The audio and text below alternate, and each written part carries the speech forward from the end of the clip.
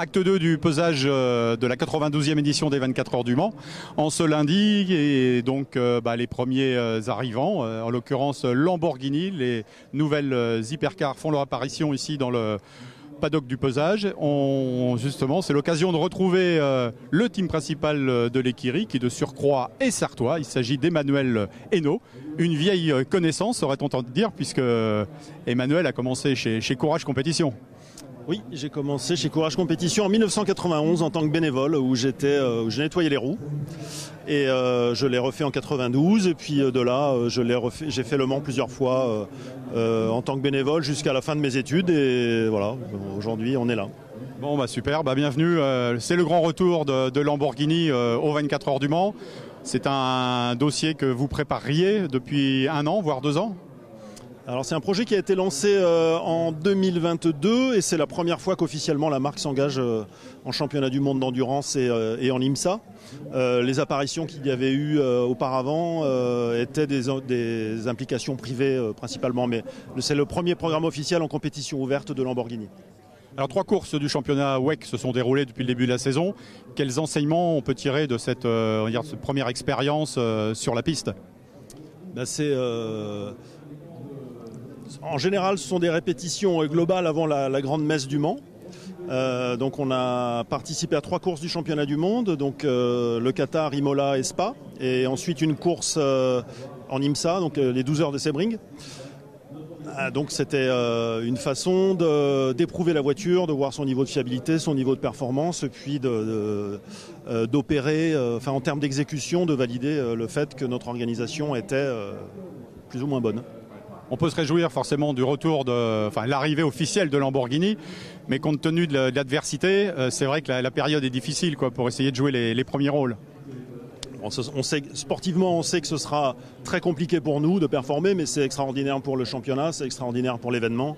Je pense que même dans les plus belles années du Mans, on n'avait pas connu une grille de ce niveau de qualité-là. Et donc le niveau est très élevé, le championnat est en bonne santé, tout le monde peut s'en réjouir, spectateurs, organisateurs, concurrents, partenaires, c'est extraordinaire.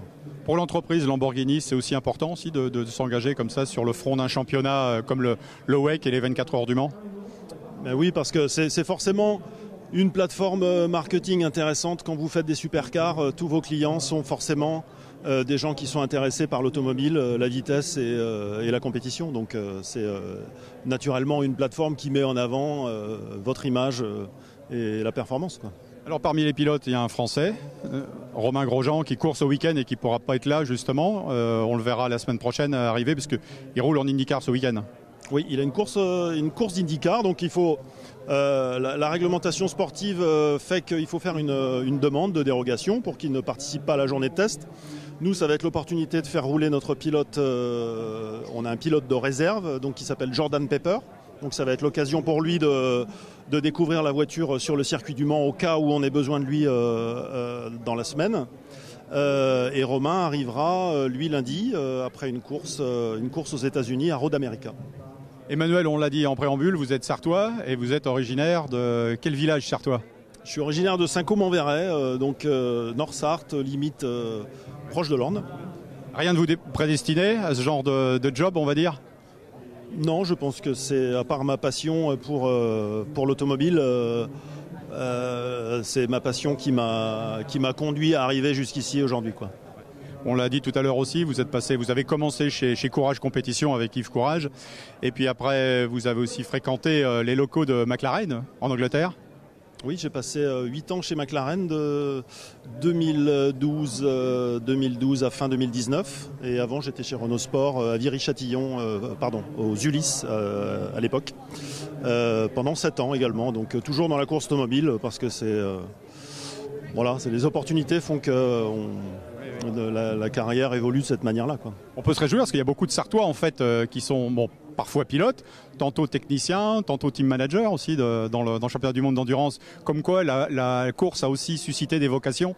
Ah oui, bien sûr, je pense que ça suscite énormément de vocations quand on est dans la région et qu'on découvre cet événement qui est de portée mondiale. forcément ça fait rêver. La team coordinatrice de l'équipe, Andy Leroux, elle est sartoise aussi. Enfin, on a beaucoup de gens, il y a beaucoup de gens dans le paddock qui sont d'origine sartoise parce que c'est forcément c'est inspirant. C'est forcément inspirant et j'encourage tous les jeunes passionnés de se lancer dans le sport automobile. Il y a plein de choses à faire dans le sport automobile et c'est très inclusif. C'est-à-dire que c'est toute l'énergie qu'on met dedans, que vous fassiez du marketing, de la technique, du sportif, que vous ayez un niveau universitaire ou pas, c'est le cœur que vous mettez dedans qui fait que voilà. Moi, je suis pas ingénieur diplômé, j'ai un DUT de génie mécanique. Voilà, c'est ça, c'est la passion, l'envie de travailler, l'envie de faire des choses. Mais il faut vraiment promouvoir le sport automobile. S'il y a énormément de métiers, il y a plein de choses à faire. Eh ben merci pour cette belle leçon, cet optimisme pour ceux qui pourraient en douter. Merci Emmanuel, on se retrouve dans quelques instants avec d'autres invités sartois et pas sartois aussi.